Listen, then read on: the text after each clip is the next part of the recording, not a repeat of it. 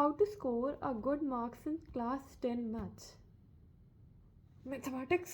Yes, today we hello everyone, welcome back to my channel. वो थोड़ा introduction में glitch हो जाता है, कोई बात नहीं. Hello everyone, welcome back to my channel. This is Anushri Rana and today I have come up with a new video on how you can score a good marks in your mathematics. And being honest, दो तरह के बच्चे होते हैं, एक जिनको maths बहुत अच्छा लगता है और एक जिनको बिल्कुल अच्छा नहीं लगता है, और मैं दूसरे वाले में से आती हूँ. एंड आई बिलीव बहुत सारे लोग होंगे जो मुझसे रिलेट कर पाएंगे. And if you are the one, do comment down below. So cutting down any of the nonsense, let's get started. और सबसे पहले तो मैं आपको बता दूँ कि mathematics is really not so difficult subject. ऐसा मुझे सबने कहा, and I really believed it also when I studied it well. And really it is not so difficult also, but it is not so easy also. अब तो your board exams are going to come, बहुत कम time बचा है हमारे पास पढ़ने के लिए, but still I have some things, some of the strategies जो आप use कर सकते हो जिससे कि आपके अच्छे marks आए. And if you want to know my mathematics story and how did I tried my best from going to fail in pre-boards to scoring a very good marks in mathematics, that story I'll be sharing with you one day for sure. And it is a part of story time, obviously. One day we'll start new segment, we'll be sharing some stories of mine which you can relate to and really you relate to it. So we'll go to that also, but for today कुछ practical strategies जो कि सबके लिए काम करने वाली है वो मैं आपको बताऊंगी. सबसे पहले तो ना हमें पता होना चाहिए कि हमारा एग्ज़ाम ब्रेकडाउन क्या है. ठीक है, तो सबसे पहले तो you all know 80 marks are your written marks, your written exam, sorry, your written exam and 20 are for internal exam. Now अभी जो 80 मार्क्स रिटन है, these are all in your hands.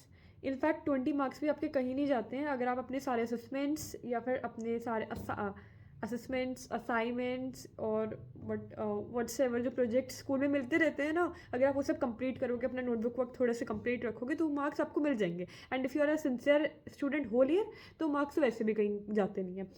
मुझे तो फुली मिले थे सब में. ओके, तो ऑलमोस्ट सब स्टूडेंट्स को स्कूल दे देता है अच्छे marks. If be a little sincere in your school, you will get marks.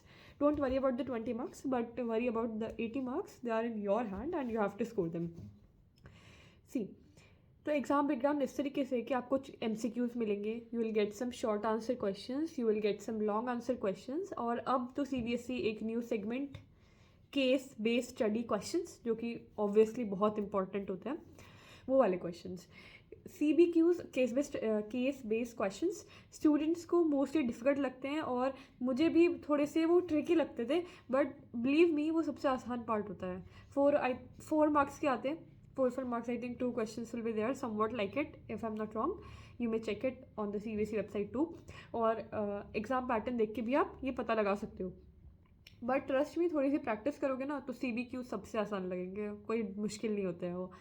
Okay, now moving forward, तो हमें क्या चाहिए? एक स्मार्ट स्टडी प्लान चाहिए so that we can study well.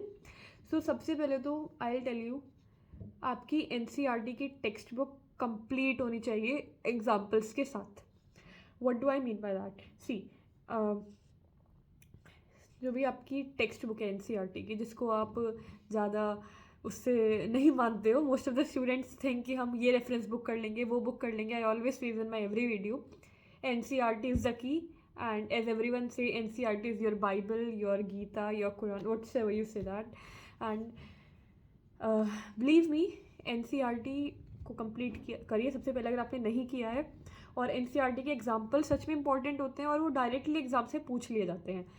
इसके अलावा previous year question paper solve करना, जो कि मोस्ट ऑफ द स्टूडेंट्स नहीं करते हैं, या फिर कुछ इसलिए नहीं कर पाते हैं क्योंकि उनके पास टाइम ही नहीं होता है, क्योंकि लास्ट मंथ में तो सिलेबस रश कर रहे होते हैं ना कि अब कैसे कंप्लीट करें, अब तो इतना सारा सिलेबस हो गया, तो अब प्रीवियस ईयर का कहाँ टाइम बचा है. But I, for those who are consistent, उनके लिए मैं ये कहूँगी, if you have time, solve previous year questions paper. And उनसे क्या होगा कि उनसे आपको एक आइडिया भी हो जाएगा कि किस तरीके से एग्ज़ाम पैटर्न आता है. एक चीज़ मैं इसमें ऐड करूँगी कि when you are solving a sample paper, always solve it for complete 3 hours. मतलब what you have to do is sit on your table, close the door of your room, say your mother that you are busy for the next 3 hours and let her consider that you are in your examination hall. कोई book अपने पास नहीं रखनी है, खुद से तो cheating नहीं करोगे ना कम से कम. तो उसको सॉल्व करो, पूरा 3 आवर का टाइम लगा के उसको सॉल्व करो, देखो कि आपको कितना टाइम लगता है सॉल्व करने में, कि आपसे कंप्लीट हो पाता है कि नहीं हो पाता है। And if I tell you about myself, मैं क्या करती थी, हमें पहले ही पता लग जाता है कि हमारे बोर्ड्स का टाइमिंग क्या होता है। I think somewhere it's between 9 to 12, मतलब कुछ ऐसा ही टाइम होता है, मॉर्निंग टाइम ही होता है क्लास 10th बोर्ड के लिए। तो मैं जानबूझ के उसी टाइम बैठ के कर देती हूँ उसको। I know some will say कि क्या फ़र्क पड़ता है, पर थोड़ा सा फ़र्क पड़ता है क्योंकि आपको उस टाइम अपना माइंड एक्टिवेट करने की आदत हो जाती है। तो ये आप कर सकते हो। इसके अलावा there are so many other tricks too. ना moving forward to some secret tips. तो सीक्रेट टिप्स कुछ एक्स्ट्रा नहीं है। सबसे पहली सीक्रेट टिप वही है जो आपको सब बताते हैं पर आप मानते नहीं है। NCERT is your Bible, complete NCERT first, उसके एग्जाम्पल्स करो। और अगर आपको ऐसा फील होता है कि अब तुम्हारे पास टाइम ही नहीं बचा है, अब हम कैसे करेंगे, so if you are going to school, if you are going to some tuition classes, any coaching classes, wherever you are studying, meet your school teacher, meet anyone, उनके पास जाइए, they will help you, they will tell you बेटा what are the important things that you can study. वैसे तो important जैसे कुछ होता नहीं है, पढ़ना तो आपको सभी है, पर कोई बात नहीं, आप हाई वेटेज चैप्टर से स्टार्ट कर सकते हैं और लो वेटेज चैप्टर्स सबसे एंड में कर सकते हैं, उससे आपको थोड़ा सा एडवांटेज रहेगा। तो सीक्रेट टिप नंबर 1 ये हो गया।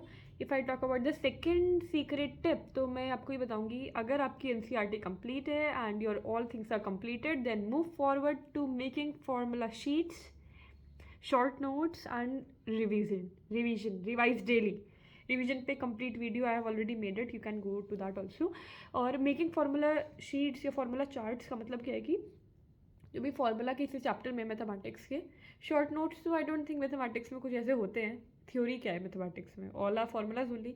सो जो भी फार्मूला चार्ट्स हैं, फार्मूला शीट्स हैं, आप बना सकते हो, एक पेपर पे उनको नोट डाउन करो, ताकि जब भी आप रिवाइज कर रहे हो, या फिर कई बार होता है when you are solving question, you are solving your sample paper, you are solving previous year question, तो आपको कोई फार्मूला याद नहीं आता है, तो आप क्या कर सकते हो, एक बार अपनी फार्मूला शीट चेक कर सकते हो बाद में, तो सबको रिकॉल होता रहेगा और फार्मूला हमेशा याद रहेंगे। एंड बीइंग ऑनेस्ट, मैंने फार्मूला शीट सब चैप्टर्स की नहीं बनाई थी when I was in class 10th। I used to make for some significant chapters only, क्योंकि मुझे लगता था उसके अलावा अगर मैं इतना टाइम करने में, अपना चैप्टर्स के क्वेश्चन सॉल्व करने में लगाऊंगी तो ज़्यादा बेनिफिशियल रहेगा मेरे लिए। आप भी देख सकते हैं if you want, but formula charts are really really helpful. मैंने जितने चैप्टर्स के बनाए थे उनके लिए तो मेरे लिए बहुत हेल्पफुल था, ये ट्राइड एंड टेस्टेड एक्चुअली। और नेक्स्ट सीक्रेट टिप कुछ नहीं है, वो यही है कि अटेम्प्ट करिए previous year question, sample papers, and that's all. यही सीक्रेट टिप्स है, इसके अलावा और कोई सीक्रेट टिप नहीं होता है। टॉपर्स भी यही करते हैं, ठीक है। So before running behind toppers, these are the tips, यही कर लो आप, इतना बहुत है। And these kind of tips work for everyone. अब कुछ ना मैं आपके साथ एग्ज़ाम डे टिप्स शेयर करना चाहूँगी, जैसे कि आप क्या कर सकते हैं if you are in your exam, when you are doing your board exam basically, तो उस टाइम पे सबसे पहले तो ना stop panicking. We all panic a lot, wow आज मेरे एग्जाम है, आज का एग्जाम है, आज इसका एग्जाम। वो पैनिक नहीं करना है। सबसे पहले तो take it easy, just an exam, you have studied well, whatsoever you have done, जो छूट गया, जो आप नहीं पढ़ पाए उसको छोड़ दो, नहीं आएगा एग्जाम में छोड़, कोई बात नहीं, लीव इट, उसको तब के तब देखना।